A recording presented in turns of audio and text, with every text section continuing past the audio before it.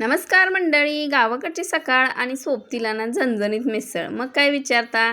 आज सकाळी ना छान अंघोळ उरकली आणि नाश्त्याला बेत होता मस्त मिसळ आणि ब्रेडचा.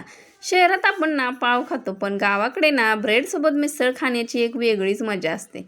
ती चव आणि तो ठसका एवढं भारी वाटतं ना मिसळ खायला. मस्त अशी मिसळ खाल्ली, पण खरी गंमत तर संध्याकाळीच होती.